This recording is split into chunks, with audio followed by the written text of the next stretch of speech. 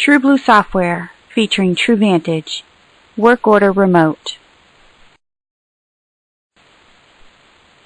There is some setup to do before you can start using the Work Order Remote feature.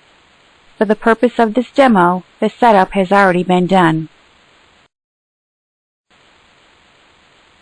Now create a work order and assign it to a technician, and then timestamp that work order as dispatched. The work order has to be stamped dispatched in order for it to be recognized to be uploaded.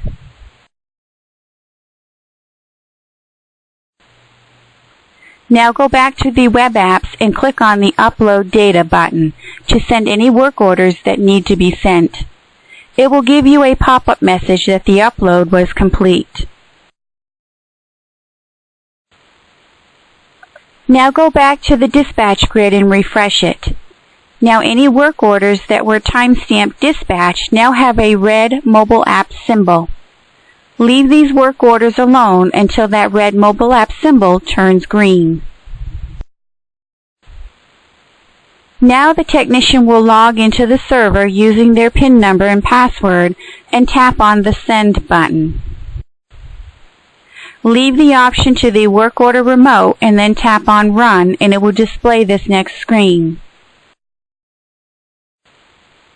Now type in the work order number you are working on and either tap Go or Return. Depends on which device that is being used. It will display the customer's name. Now from the drop-down list, select the text name and date and time for that work order just selected. There are 5 options to select from in the next drop-down. Select the timestamps option and tap on Next, and it will display this next screen. Use the timestamps as they occur to ensure accurate timestamp times. Tap on the timestamp you wish to use and then tap on the OK button. These timestamps will go back to the dispatch grid when the Upload Data button is used to let the dispatcher know where the technician is at with this work order. Now select the Collections option and tap on Next, and it will display this next screen. There are 3 methods to record the money collected. The cash method, you would enter in the dollar amount and the customer's name and then tap on OK. If it is a check collected, then enter the dollar amount collected and then put a bullet in the check option, and then type in the customer's name and then tap on the OK, and it will display the below screen. Now type in the check number and then tap on OK. If it is a credit card payment, then enter in the dollar amount and put a bullet in the CC option, and then type in the customer's name and then tap on OK, and it will display the below screen. Enter in the customer's CC information. If you don't record the customer's credit card number, then enter in all zeros.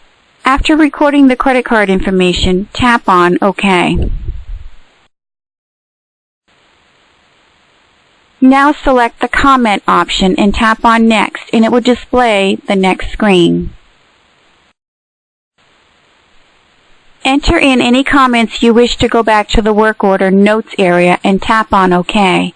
Maybe the serial number of the equipment that was just installed.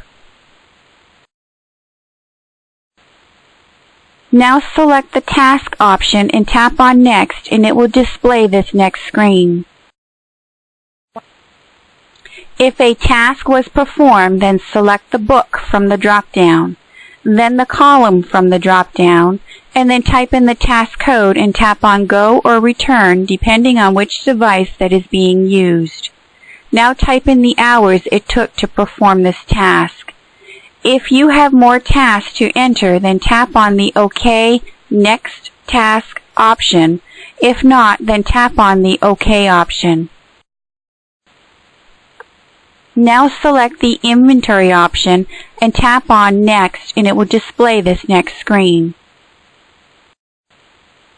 Now select the location the item is coming from using the drop-down. Next, type in the item number and tap Go or Return depending on which device that is being used. Now type in the quantity used. If you have more items to select, then tap on the OK Next Item option. If not, then tap on the OK option. Once all the information of what was done on this work order has been entered, tap on the Data Entry Complete option. This lets the program know it's okay to send this work order back to the dispatch grid. After tapping on the Data Entry Complete option, it will display this message. It is giving you a chance to go back and enter in data if it has not been done so, because once you click on the OK option to this message, the work order will go back to the dispatch grid and change that red mobile app symbol to green, letting the dispatcher know that the technician is done with this work order. Now tap on the Exit option to exit out. Now go back in Vantage, do the Upload Data function again.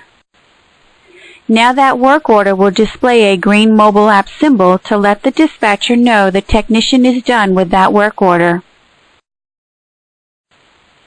Any comments that were entered are now in the Notes area.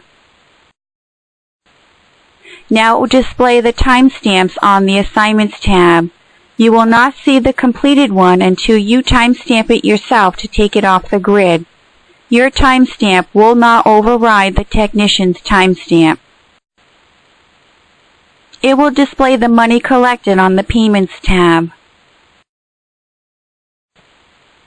On the Inventory tab, it will display the inventory that the technician used. On the Flat Rate tab, it will display the task that the technician performed.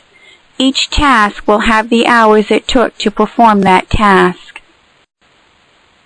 After verifying the information on the work order is correct, now you need to timestamp the work order with either the Assigned Done or Completed Work Order timestamp. Remember, this does not override what the tech has stamped it with. This action is to only remove it from the dispatch grid depending on what one was used. Now that work order is ready to be invoiced.